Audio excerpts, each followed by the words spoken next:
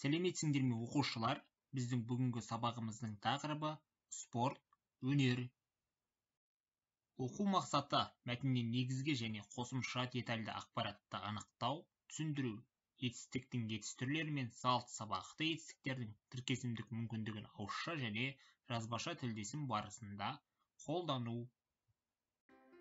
Спорт белгілі ережелер немесе дәстүрлерге сай көбінесе жарыс күйінде өтетін әрекет.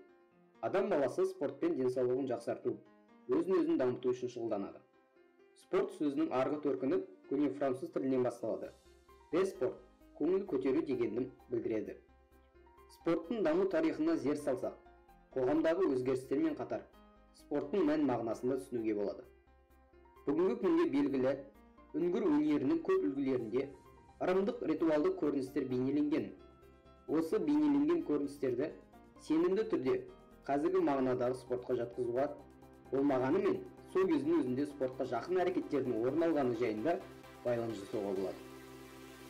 Франция, Африка және Австралияда орналасқан бұл бейнелердің осыдан 30 000 жыл бұрын жасалғанын айта кеткен жөн. Қытай жерінде біздің дәуірдің 4000 жыл бұрын қазіргі спорт мағынасына жақын әрекеттердің болғанын айтатын заттар мен құрылыстар бар.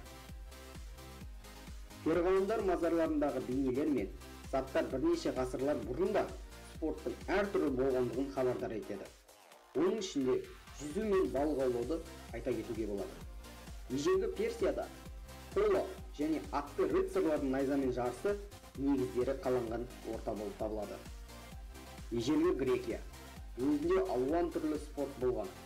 Ең дамыған түрлері күрес, жүгіру, диск лақтыру және арба жарысы. Осы тізімге қарағанда ежелгі Грекияда әскери мәдениет пен әскери өнер спортқа тікелей қатысты болған. Дәл осы жерде 4 жыл сайын Пелопоннесса атты ауылда Олимпия деп аталған Олимпиада ойындары өтіп тұрған. Осы күндері адамзаттың даму деңгейіне сәйкес, әсіресе бұқаралық ақпарат құралдары мен жаһандық байланыс жүйелерінің пайда болуымен спорттың шұғылдануға көпшіліктің мүмкіндігі өсуде. Спорт кәсіпқой спортқа айналып, одан әрі адамзатты қызықтыруда.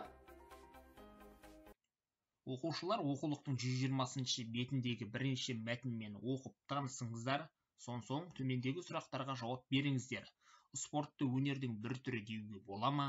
Дағыстандық палуанның пікіріне қосыласыңдар ма? Қай халыққа қандай спорт түрі тән? Етене жақын деп ойлайсыңдар? Қазақтың ұлттық спорт түрлеріне тағы нені қосар едіңдер? Оқушылар келесі мағлұматты есте сақтаңыздар. Зат қимылын, іс-әрекетін білдіретін сөз табы етістік деп аталады. Құрылысына қарай етістіктер, дара етістіктер және күрделі етістіктер болып бөлінеді. Дара етістіктер бір түбірден тұрады. Мысалы, кел, оқы, жүр, тағы басқа. Күрделі етістіктер кемінде 2 сөзден құралып қимылды білдіреді. Бір сұраққа жауап береді. Мысалы, ән сал, қабыл ал, алып бер, келген еді. Тағы басқа сөздер жатады. Тұлғасына қарай түбір етістіктер және жұрнақ арқылы жасалған туымды етістіктер деген 2 топқа жіктеледі. Оқушылар оқулықтағы екінші тапсырманы орындайық. Оқылым мәтінінен 5 дара етістікті және 5 күрделі етістікті анықтаңыздар. Оқу тапсырмасын орындаңыздар. Оқулықтың 121-ші бетіндегі 3-ші тапсырмадағы деңгейлік тапсырмаларды орындаңыздар.